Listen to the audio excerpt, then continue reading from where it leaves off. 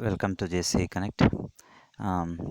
Yesterday we were discussing about different types of cements which are available um, uh, in the construction uh, material as a construction material. So yesterday we have discussed ordinary Portland cement and the rapid hardening cement. Of course, OPC is famous and it has many advantages like um, mm, it's a least cost, and with that cost, mm, with the tremendous properties of mm, um, better settling time with better pozzolanic reactions. So now we'll move on to the next type of cement, that is sulfate resisting cement and the Portland slag cement. See, in concrete, there are two very important types of pollutants that are observed. That is chloride attack and sulfate attack. Normally, this chloride and sulfate attack on the concrete is very much important and it has to be studied in detail. Normally, in our laboratory practices, we will not study this chloride and sulfate attacks because normally we are not going to expose this chloride and sulfate attacks for regular construction purpose. But when it comes to the specific applications like marine structure of construction of marine structures and the construction of some of the industries in coal based thermal power plants, there normally the sulfate resisting concrete block we have to build, and in some of the applications like chemical industries, formation of hydrochloric acid, formation of sulfuric acid. So that kind of applications, this sulfate resisting cement is very important, because when the sulfate and the chloride attack is going to happen for the concrete, normally um, the strength of the concrete is going to reduce by 30 to 40%, and the durability also, as per the durability aspects, again 10 to 15% decrease in the durability of the concrete. So now in that case, in that applications, you are not supposed to use ordinary Portland cement. For that case, we have to use this sulfate resisting cement. So now, to remedy the sulfate attack, the use of cement with low C3A. C3A stands for tricalcium aluminate content is found to be an effective.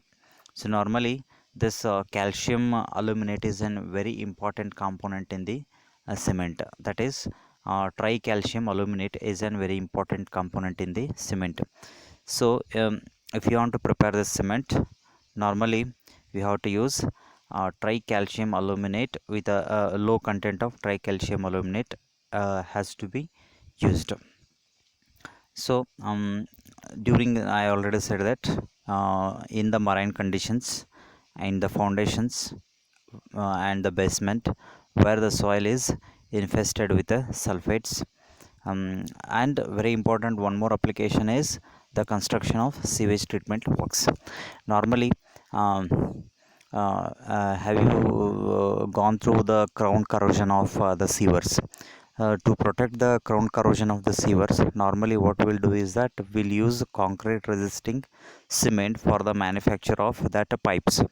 Normally for concrete this sewage pipelines and sewage treatment plant, normally what will happen is that um, when the sulfate, whatever this H2S, hydrogen sulfide, is going to release in the pipelines, that is concrete pipelines, when that H2S is going to combine with the water, it will form the sulfuric acid, that is H2SO4.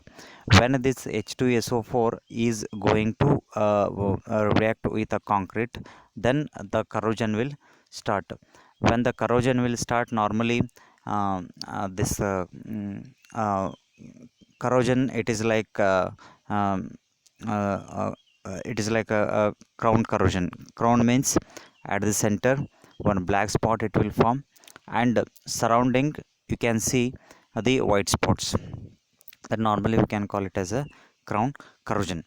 So um, during that cases we will use this kind of uh, sulfate resisting cement. This sulfate resisting has the main applications in marine conditions as well as in the sewage treatment plants. So this is regarding the sulfate resisting cement. Then if you want to use this sulfate resisting cement for preparing of the concrete blocks, or preparing the any of the mm, uh, uh, mm, pipe materials for the sewage pipeline or all those things, we have to use IS 12330 code. We have to follow it. Next, Portland slag cement. This Portland slag cement is obtained by mixing the Portland cement, that is Portland cement, in clinker, cement, clinker, gypsum, and granulated blast furnace slag. Of course, these are some of the variations. Gypsum you already know. Then granulated blast furnace slag, um, mm, that is used.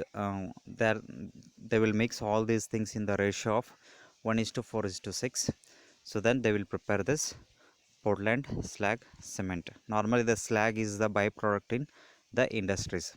Normally, this slag is the byproduct in some of the industries like mm, you have iron ore industry, you will get iron slag. In the copper based industry, you will get it copper slag. So that slag they will take it and they will mix with the gypsum, and with uh, uh, 1% of this Portland cement, they will mix it and they will prepare this Portland slag cement. Of course, it reduces the heat of hydration, refinement of pore structure, and reduces the permeability. Of course, this has main applications in when the permeability is going to reduce. It has the main applications in the marine structures where the permeability should be zero. So these are the figures. You can see that it is available in the market. Next, quick setting cement. So the early setting property is brought out by reducing the gypsum content at the time of clinker grinding. So it is used mostly in under the construction of where the pumping is involved. So normally quick settling of the cement has to happen in some of the cases where immediate pumping has to happen, and the construction has to over within before half an hour. Then low heat cement. So then formation of the cracks in large body of concrete due to the heat of hydration has focused on the attention of the concrete, which produces less heat. So at a low rate during the hydration process, um, at a low rate during the hydration process. So a low heat hydration process is evolved, and which is achieved by reducing the content of calcium, tricalcium sulfate, and tricalcium aluminate, which are compounds evolving the maximum heat of hydration and increasing the dicalcium sulfate. See, normally, if you want to prepare this low heat cement, so then two components are very important. Uh, First one is tricalcium sulfate, and second one is tricalcium aluminate. So when these are in lesser proportions, then low heat cement is produced. So this low heat cement is a very important uh, uh, component, important property of cement, or important type of cement where the cracks can be reduced. Sometimes if the temperature in North India, normally the temperature will um, go above 40-45 during summer seasons.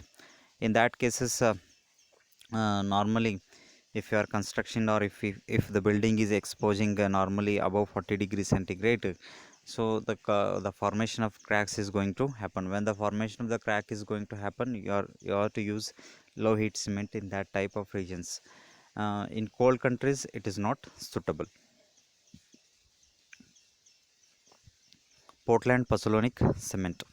So the Portland pozzolanic cement, that is PPC, is manufactured by intergrinding of ordinary Portland cement in the clinker with 10 to 25% of the pozzolanic material.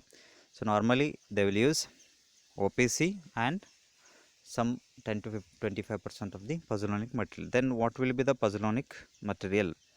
So the pozzolanic material is essentially a uh, silicosis, or we can call it silica based material or alumina based material, which um, has a no cement properties. Of course, silica itself has a no cementitious properties, but silica alumina, when it is combined, it will give the cementitious properties. So then what kind of this pozzolanic material normally will use it? This pozzolanic material normally it is either it is a calcium hydroxide or it is a sodium hydroxide. When you are using the sodium hydroxide, when it is mixing with ordinary Portland cement, we will get the geopolymer concrete. So this geopolymer concrete normally it is the basis for your Portland pozzolanic cement. Normally your geopolymer concrete is called as a Portland pozzolanic cement. So normally we will use around for example in 100 kg of formula if you are taking. So in that normally we'll use 90 percentage of ordinary Portland cement and 90 kg of ordinary Portland cement and 10 kg of sodium hydroxide. I will take it and we will grind it in a clinker. That is a clinker, it will be there. You already know that the cement is produced in the kiln process. So in that kiln process, what we'll do is that we'll mix this sodium hydroxide and we'll mix this mm, cement in that ratio, that is 90 kg plus 10 kg. So then this Portland pozzolanic cement will be produced. So it has the applications in the manufacture of um, some calcination process and the preparation of some of the clays of um, for example um, bentonite clay, which is prepared from this Portland pozzolanic cement. So bentonite clay has the different applications in water treatment process. Of course, in PPC, a costly clinker is replaced by cheaper pozzolanic material, hence it is economical. Normally, sodium hydroxide is, of course, it is economical compared to the calcium hydroxide. Uh, so we'll use sodium hydroxide in place of calcium hydroxide. So soluble calcium hydroxide is converted into insoluble cementitious products, resulting in improving the permeability. So hence it offers all-round durability characteristics, particularly in the hydraulic structures and marine constructions. Normally in the hydraulic structures and marine constructions, normally we'll use low permeability characteristic cement. So and this Portland pozzolanic cement has all the properties to suit for um, in marine conditions as well as in the hydraulic structures. It generates less heat of hydration and with a low rate. Uh, Reduction, of course, it has the property of reduction in the permeability. So these are some of the Portland pozzolanic cement and Portland slag cement bags. Okay, maybe this I'll explain how we are going to mix during our mixing process. Okay, thank you.